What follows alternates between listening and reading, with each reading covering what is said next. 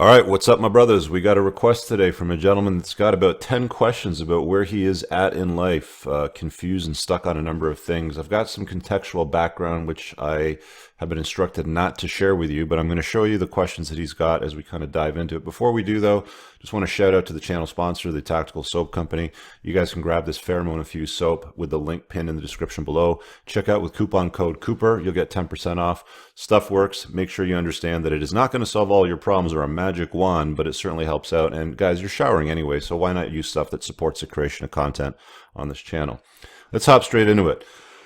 All right, so this gentleman found my channel about a year ago because he was searching for Dynan BMW stuff. You guys probably remember, if you've been following my channel for a while, I used to have a Dynan M5 with about 700 horse. That was it was a lovely car, actually. So let's go right down here. Slowly taking the red pills, read most of the books I've recommended. The book by Robert Glover was a life changer. I'm starting to see people respect me more as I've started to have more of a backbone.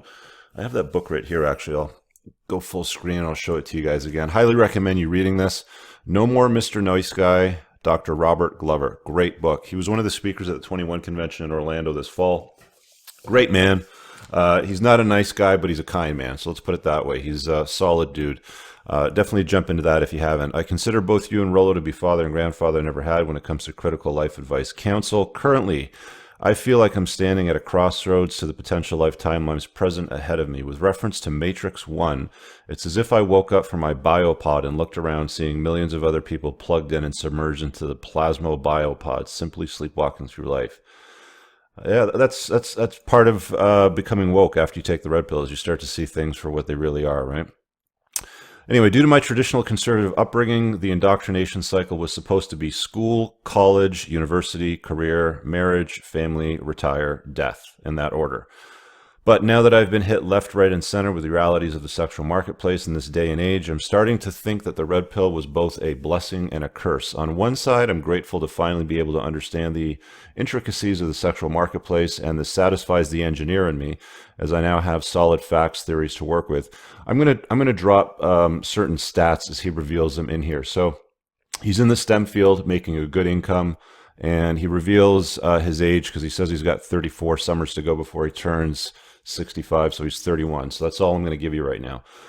On the other hand, I sometimes wish that I never came to know about this, as I felt that life was a lot more simpler, yet inexplicably, I was much more optimistic during my blue pill days. Is it possible to be plugged back into the matrix? The answer to that is no. You cannot spit back up the red pill. Once you've seen things for what they are, you can't go back. You can pretend to go back. Some guys do. You'll see some of these guys that claim to be red pilled and they go back to claiming themselves to be something like a red pill moderate. There's no such thing. You're either awake or you're not. Besides working on advancing my career, I feel I still have a long way to go in terms of earning potential. Okay, I enjoy working on my car and motorcycle, working out, taking an occasional language course or random activity workshop. I only have 34 summers to go before I turn 65 in 2052. Thank you, Aaron Cleary. So I work on my bucket list on sorts of an annual basis. So that's good. I mean, it sounds to me like you're making yourself your own mental point of origin. You're building your life. You're clear on what it is that you want to get out of it. But here comes the 10 questions that starts to show me that you've got a lot less clarity than what you might think. So first question, he says, what's your opinion on teething or tenthing? I had to Google that because I wasn't clear on what that's at, but his question specifically was, what's your opinion on tenthing to the church? And it's basically giving about 10% of your income to the church. It's an old English word for about a tenth of your income. So what's my opinion on that? I'm not religious, so my view is obviously going to be different from religious people's. I think that, I grew up in a household where I'm going to say it was relatively religious. My dad got tied up in the Jehovah's Witness nonsense. My mom was more of a Greek Orthodox. I'd say both my parents are relatively religious still to this day, although they kind of went through a phase in the middle of their life raising the family where it wasn't a huge priority, where it was maybe like you'd go for Easter or Christmas to the church, for example. They let go of the Jehovah's Witness nonsense after a while, but to me, throwing money at a church, in my opinion, is a waste of money. It's just a form of taxation. And it doesn't go anywhere.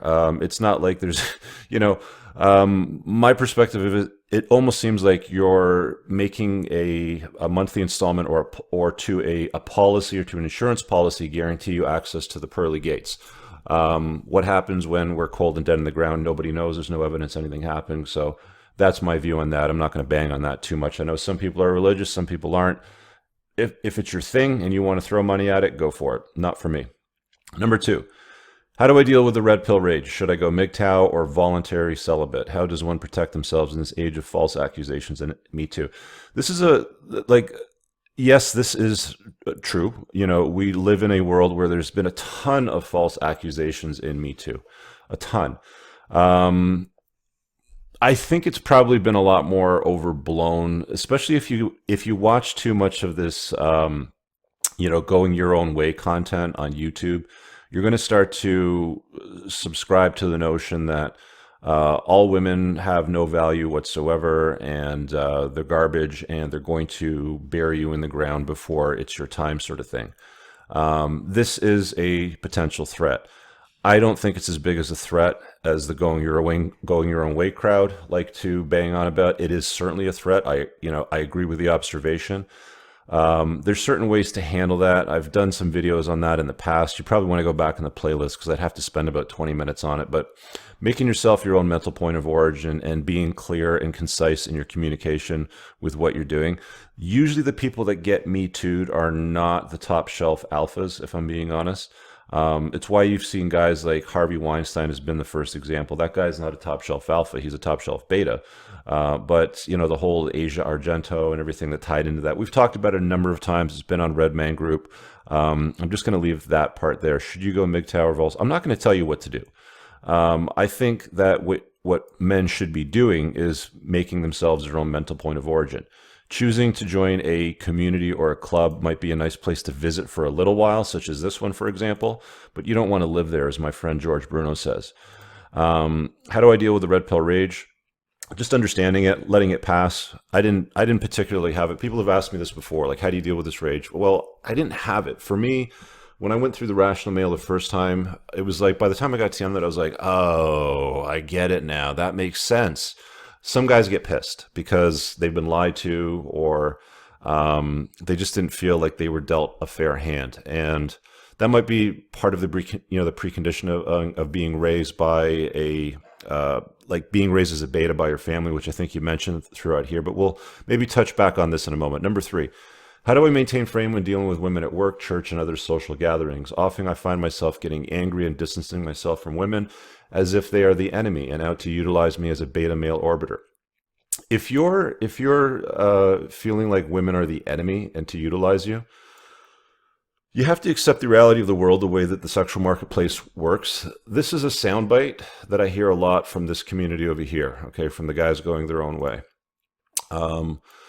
If you're being used as a beta male orbiter, it's only because you let yourself become used that way.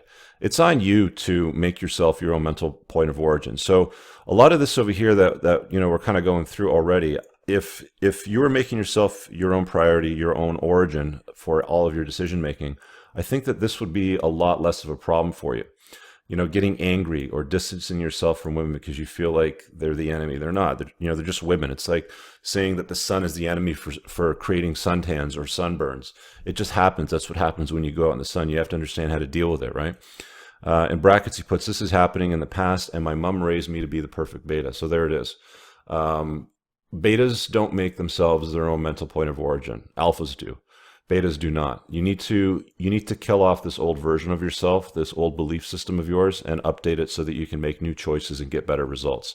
I've done a video on how to get better results out of life, so search entrepreneurs in cars, how to get better results out of life. You'll find it. Number 4, I've started avoiding family gatherings of late since everyone and their dog keeps asking me for good news, whether I was able to secure a girlfriend, wife, and how do I deal with such a question? I'm a little more hardcore than most guys, but if I was getting pounded with this, my response would just be like either with nonverbal communication, or if you want to be overt about it, just fuck off, leave me alone, okay? I will find a girlfriend or a wife when and how I decide to do it on my own terms, not because you want to impose your beliefs on me. That is a formula, in my opinion, for a train wreck of a relationship or a marriage. Number 5. I've never had a sexual relationship, so he's a virgin. Most of my dates have been online versus websites like Christian Mingle, Match, and eHarmony. All of these are shit, by the way, guys.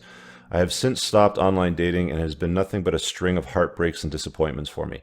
The reason why that's probably happening, my friend, is because of this perfect beta mindset. I understand you've read No More Mr. Nice Guy.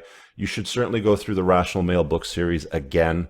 It's so dense with so much information. It's going to take 2, 3, maybe 4 passes for you to get everything that you need to know to understand so you can comprehend things better.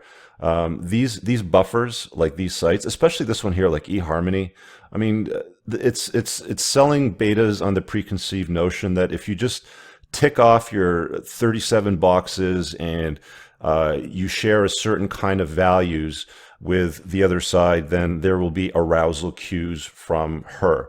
Arousal and attraction cues are different. You might have attraction cues because you're both religious. I'm just going to go big screen here because I'm going to talk about this for a bit. You might have attraction cues because you're going to be both religious, or you share, certain interests. Maybe you're in a STEM field because you're a professional and she's a professional. Maybe you're from the same culture, the same religion, for example, like the Christian Mingle sort of thing. But those are not arousal cues. They're not the same cues that women get when they go watch Aquaman and they say Jason Momoa, I can't even pronounce his name. You know who I'm talking about, with his shirt off, standing in the water. Those are the things that get the Gina tingles going, if you know what I'm saying. Guys, you have to get off these silly little sites that are pandering to your beta belief systems, like Christian Mingle, Match, and eHarmony. Nonsense. I do my best not to come across as thirsty. Apparently, the pickup artist videos don't seem to help me very much. I'm not a fan of PUA, guys. I've mentioned this before. I'll say it again. This sort of stuff teaches you how to regurgitate memorized lines. You make a certain number of approaches. You say the same retarded shit over and over again. And at some point, if you do it enough times, one of them will want to go out with you and perhaps even sleep with you. But even then, it doesn't teach you long-term game. It doesn't teach you female nature. It doesn't teach you how to navigate the sexual marketplace. I don't encourage anybody to spend too much time in this area. Again, it's maybe a place you might want to visit for a little bit to understand what it is that they're talking about and build some confidence. I mean, it does help build confidence. If you can walk up to a woman and say, "Hey, how are you?" Or if you're sitting in a restaurant or coffee shop and you see somebody attractive by herself and you just go up to her and say, "Hey, how do you like that book that you're reading? I heard it's good."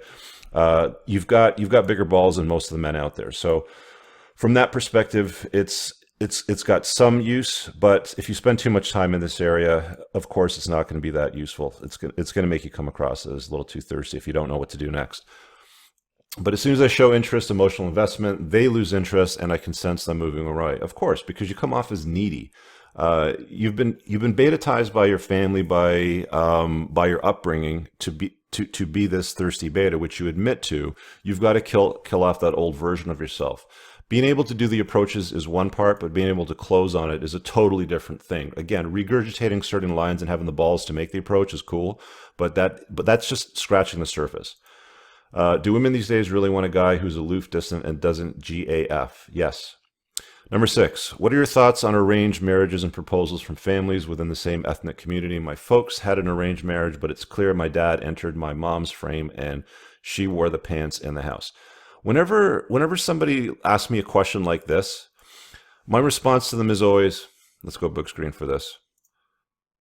How's that working out for you? Or how's that worked out in the past? I think that you guys are intelligent enough to be able to answer a lot of your own questions in this sense. I'll be honest with you guys, I've talked to a lot of guys in the last year on my coaching platform, clarity.fm/Richard Cooper. I'll put it up over here in case you want to book a one-on-one call. A lot of guys that have been involved in a arranged marriage, and they're not happy with them. They end up in scenarios where they're married to somebody that they don't find attractive. They don't have any common ground with. It was just a culturally reinforced ego investment in family's beliefs to go and follow through on certain steps and conditions. Like you said earlier, I think you nailed it. Where did you put it up here? You followed certain steps, man. Where was it? It was such a good little breakdown there. There it is. School, college, university, career, marriage, family, retire, death. That's what you get. And if you're going to unplug from that indoctrinated cycle, you have to unplug from everything that supports this ego investment, which is inclusive of, in my opinion, arranged marriages. So there's your answer to 6. Number 7. I know what it's like to have women show keen interest levels in you, as I've had it happen to me on occasion. Are there any steps to ensure that one can maintain this dynamic with their potential wife in a potential marriage? Gaming your spouse continuously sounds like a lot of work. I'll say it again. It's a lot of work to be in a long-term relationship or marriage with a woman. She's constantly going to be shit testing. She's constantly going to be pushing back. She's constantly going to be breaking your balls. There's going to be days where you're going to be like, this chick drives me nuts. But you still have to maintain. You still have to maintain frame. You still have to do the work. In spite of all those things, you're still going to have to do it. Why? Because you're the man. You have the masculine burden of performance. There's a friend of mine, Hunter Drew, that has a group. I did a video with him. I'll put a card up on the top right. I think it's called the Fraternity of Excellence. He focuses more on, men in long-term relationships. You're not there yet, but that might be something to consider in the future. I know it's like to have, so we're talking about interest, potential wife, gaming your spouse continuously. Yeah, you're going to have to get used to this, dude. This is just the reality of the landscape that we live in. Unless you're living in an isolated Amazon jungle tribe of men and women, raising the village together sort of thing. This is the reality of the Western world. So just accept it. We're not living in, 2000 years ago. This is today. We're coming up on 2019, right? Number 8. What are my safest options for fathering children? Man, I get this question asked a lot. Lately, I've been thinking of foregoing a family after listening to all the crap other men in the manosphere have gone through. Yeah, I mean, you're not going to hear men, go on about what a great marriage they have publicly in the manosphere. Honestly, you're not, because bad news is going to travel a lot farther. And even if you're going to church and you're watching these other men or these families, holding up this or putting up this facade of their perfect lives and their perfect families. I only know one man in my entire circle of friends, colleagues, entrepreneurs that I've worked with that's been married for over 20 years that has had what I would call a successful marriage and family. And even that came with a lot of shit. They both cheated on each other. They both had all kinds of indiscretions in between. They both went bankrupt a couple times. There's no, when you say what is the safest option for father and children, there is no safe option. There is any option anybody has ever presented. I can poke holes through it. Anything at all. I will poke multiple holes through it. There is no fail-safe way to do it. It just does not exist. So I would scrap that belief right away. If you want to father children, understand that it comes with a considerable amount of risk, especially since you live in the West. Family law is not friendly to men. It doesn't encourage women to behave well if there's a divorce. It encourages them to behave very hostile, in fact, for them to optimize their hypergamy. I've talked about that a lot on my channel. It sounds like you've watched it, so I'll leave it at that. Number 9. How do I protect my thought process of red pill conditioning when I'm pounded by older blue pilled beta males at work or within family circles, as I've claimed I've been brainwashed and they refuse to listen to red pill facts when I bring it up? Keep it to yourself. This will come up a lot because the vast majority of men out there, they only come to the sort of stuff that we talk about, the things that you see on the Red Man group or the other men in the manosphere that broadcast at the conventions that I go to and the arenas that I play in, because of trauma. If you haven't experienced trauma, it's unlikely that you're going to be looking for this information. These guys have ego investments in beliefs that they think work. All you have to do is go to these Facebook communities, and if you don't believe me, just go to Facebook right now and search for single dads groups, men's dating advice groups.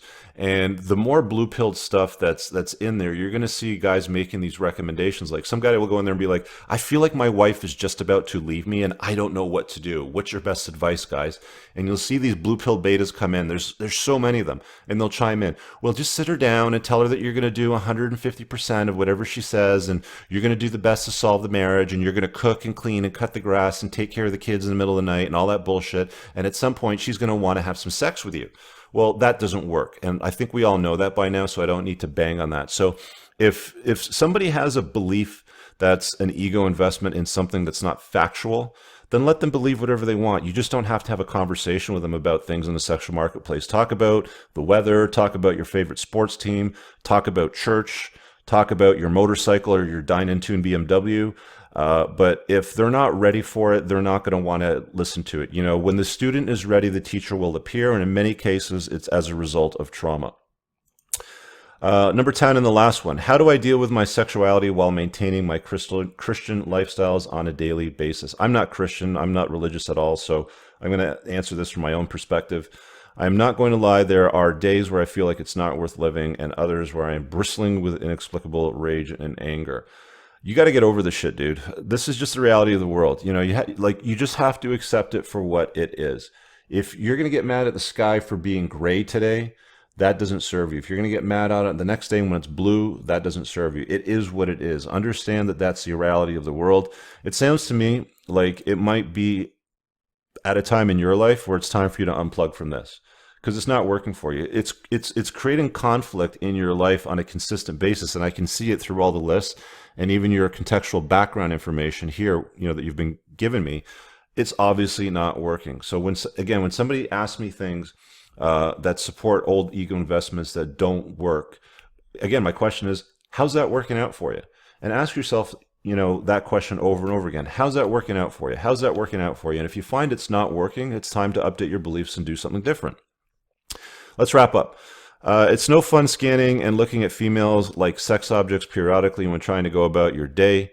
Why not? Women are and always have been beauty objects to men. Men have been and always are success objects to women. That's the way it is.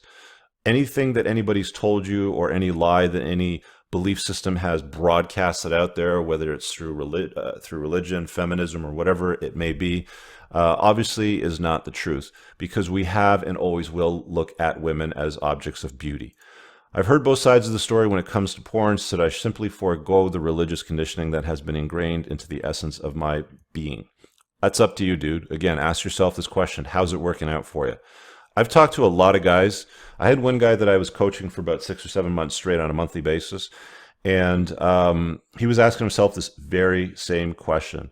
And through the examination of his own beliefs and through the questioning of how is this working out for me, he drew his own conclusion that it was time for him to love at a distance. Love the religion, family beliefs at a distance. They were highly indoctrinated into the whole, donating money to church on a regular basis, doing these things, doing those things. You've got to subscribe to these beliefs, and he let them all go, and he found himself to be actually a lot more happy in the long run. So, it's really up to you. Anyway, thanks you for all your input on this. I have no one to turn to as I'm surrounded by what I feel is a feminine Christian imperative. Rollo's writing a 4th book, which I believe deals with this, so you should look forward to that. That will be a good read for you, I would imagine. I think he said it should be out in about a year's time, or he's aiming to be out by the end of the year. And I'm guilt-shamed to try to raise such questions. The older males in my family think it's their destiny to be subjugated and ruled by females. Fuck that. That is the destiny of all men, to bend over and take one for the team in order to propagate the interests of the spouse and children while continually sacrificing themselves. As much as I hate to admit this, 95% of the males in my family are beta. Is what it is, dude. That's what's going to come out of it, right? Appreciate the advice you'll be able to provide. I need to believe that there's hope for the future as I'm running low on purpose. Things seem to be getting a lot worse as time progresses. Make yourself your own mental point of origin, man. You start there by focusing on your passions, on chasing the excellence that you want in your STEM field to get where you want to be, your purpose, whatever it is that you want to call it. You will find that all of the outside noise, all the white noise will slowly start to come down, because you're not going to listen to it. You're not going to listen to, hey, you got any prospects? You got a girlfriend coming along, or maybe a wife showing up at some point? You haven't shown up with anybody at the next, the family events. What's going on? You're just going to look at them, and even the look on your face will just say, fuck off. Okay. Once you get to that point, then you will feel the contentment that you're looking for. But right now you're still struggling back and forth, it sounds like to me anyway, with old ego investments that don't serve you in the world that you live in, with the reality that you've come to understand. Running low on purpose, a lot worse, thank you. By the way, he says, P.S. If any Christians ask in the comments, I've read the Purpose Drive Life. It says Purpose Drive Life. I've not heard of that and didn't get shit out of it. Well, there you go. I'm going to wrap up the video on that note. I want to thank you for your sponsored request. Let me just quickly switch over here, because if you want to make a requested video, you do it on my website. It's entrepreneursincars.com/request. Card up on the top right. It's a PayPal donation, name and email. It's going to take you to the next page where you submit your question, just like this gentleman did here. I also do one-on-one coaching. There's a link for that as well. If you want to have a chat about something you're stuck on, we can do that as well. It's clarity.fm/Richard Cooper. Thanks for watching today's video. See you guys in the next one. Peace.